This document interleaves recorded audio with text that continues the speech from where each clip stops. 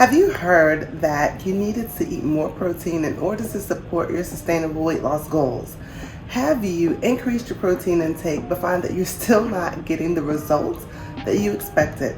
If you've ever silently wondered, I wonder if I'm still not getting enough protein to get the results that I desired, the answer is probably yes. And in this video, we're going to cover 3 reasons why you're still not getting enough protein to create sustainable weight loss. Hi, my name is Concita Thomas. I'm a food and fitness strategist, and I help women over 40 lose 30 plus pounds without diets or excessive exercise.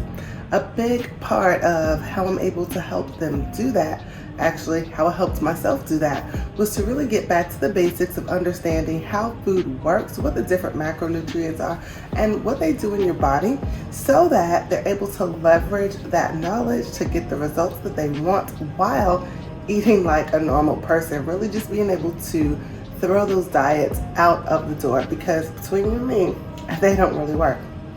Many times when we realize that we need to be eating more protein and we attempt to do that, we may fall short of getting the result that we expected to get because we're still not getting enough. And the first reason why you're still not getting enough protein, even though you have been told that you need more and you're giving it that college try, is because you're still confused about exactly how much protein you need.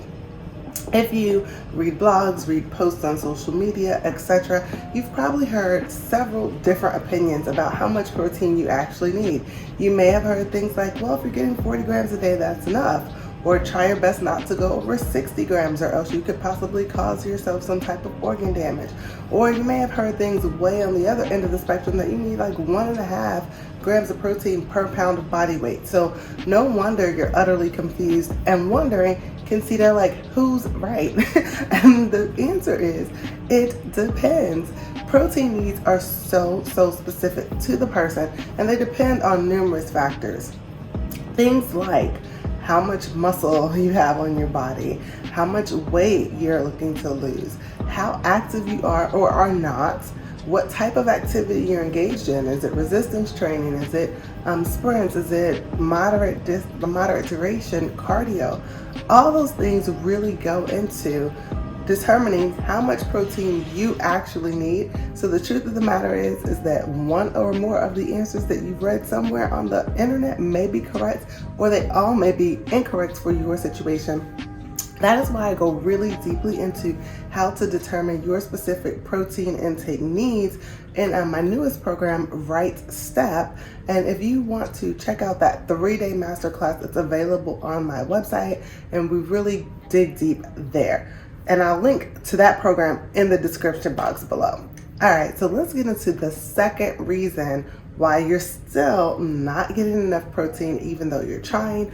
And that reason is that your serving sizes are too small. You're not eating enough. Wait a minute, now I'm not talking about everything. I'm speaking specifically about protein-rich food.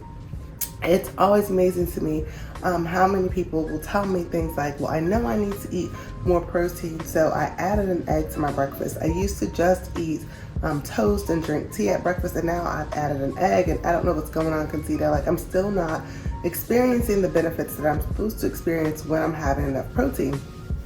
And the truth of the matter is that's a valiant try. However, 1 egg is only 6 grams of protein.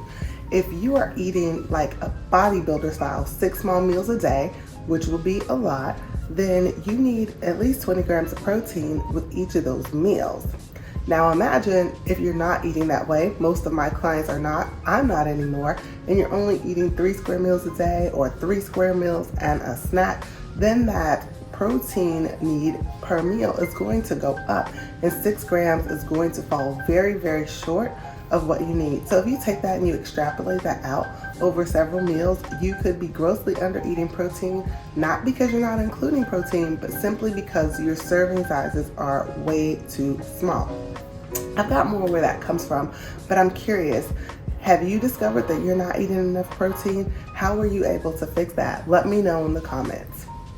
All right, let's get to the third and final reason why you're still not getting enough protein even though you're trying. And that third reason is that your protein sources don't have as much protein as you think.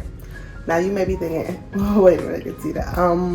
That sounds wildly like reason number 2. You've already told me that an egg is only 6 grams. What are you talking about? Well, what I mean is sometimes we believe that foods that happen to have some protein are sources of protein. For example, many women will tell me, I've added peanut butter, I've added nuts, I've added more beans to my diet because I'm really trying to increase my protein intake. And what they don't realize is that while those foods do have some protein, they're not truly protein. Nuts and peanut butters are fats and beans are starches.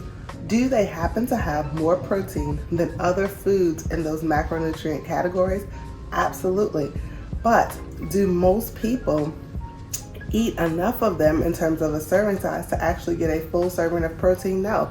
And even those that do sometimes find themselves in trouble in different ways because you'd have to add so much fat by way of consuming enough peanut butter to get a serving of protein that you'd likely end up eating more calories than you needed, being in a calorie surplus, and therefore still not getting the weight loss results that you desire.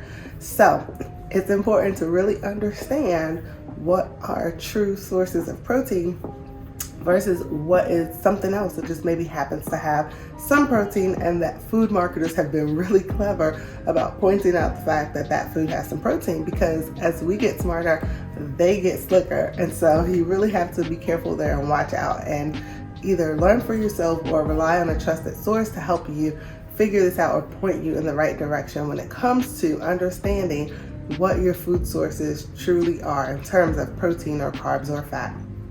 So those are the 3 reasons why you're still not getting enough protein even though you are truly giving it a try. If you have enjoyed this video, be sure to like it, give it a thumbs up, subscribe, and then hit that bell notification so that you're notified when I release new videos. And if you're someone who feels like, you know what, this really resonates, and while I understand what to do conceptually, there's so much nuance to it that I really love the guidance and support of someone who could guide me through the journey of creating sustainable weight loss, of losing 30 plus pounds and keeping it off without diet or excessive exercise, then I invite you to check out my signature program, Get It Off, Keep It Off, one-on-one coaching. I will also place that link in the description box below. And when you visit, if we're in open enrollment, then you'll be able to apply right away. If not, still make sure that you add your name to the waiting list, because when you do, you are the first to be notified if there is a slot that becomes available outside of enrollment period or when open enrollment period begins. That's all I have for you today, friend. Until next time, stay fierce.